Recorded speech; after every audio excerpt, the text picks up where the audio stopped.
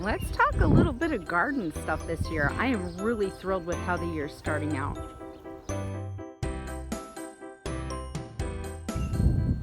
For starters, all of my fruit trees this year have blossomed, which is a big step, especially for these 2 cherries in the front. We unfortunately had 2 nights where it got very cold, like freeze temperatures.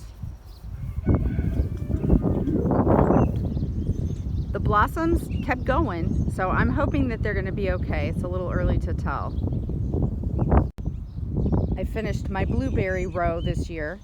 So not only am I going to have a hedge of blueberries, but I'm going to have a little bit more privacy too from the vast wasteland out there. This is the first year in several that I've been able to get my broccoli out.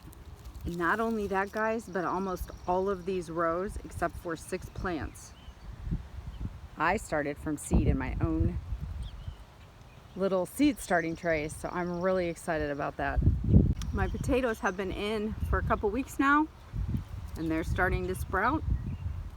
This is a huge lettuce and green and spinach bed. Some of these are sprouting. My perennials are all coming up, the horseradish, there's catnip next to that. I have pots of mint and my strawberries that I put in last year. And as long as I make a little hole that she can dig to China to, she does pretty good out here. She did try to kill one of my new Swiss chard plants though, and had it and running around with it and pretty much destroyed it. But otherwise, she can still work out here a little bit with me. Lots of little blossoms on my strawberry plants. Here's a little bed of radishes and carrots and beets down at the end, and all of those are coming up. Carrots, of course, are a little slow growing, but there they are. Celery is in. I have a big bed of onions, and they're off to an awesome start.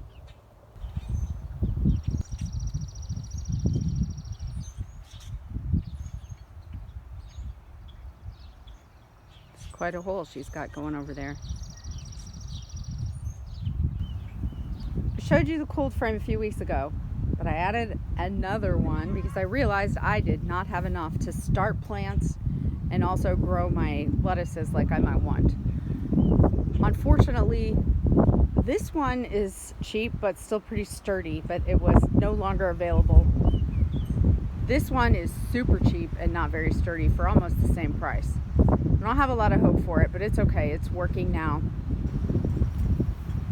And I'm planning to use these guys as compost cookers over the summer, which should still keep the dogs out of the compost, but those should heat up really nicely in there. So I think I'm going to dual purpose them.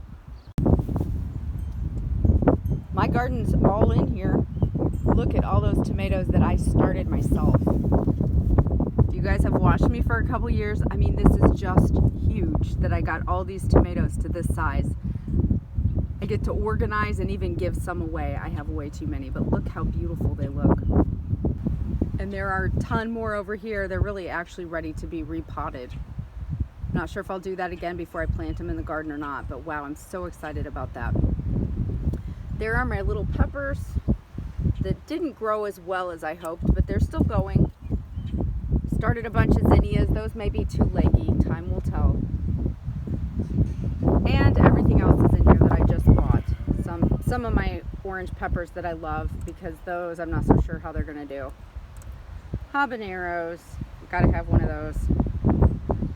So it's almost time, guys, just about a week until our last frost date.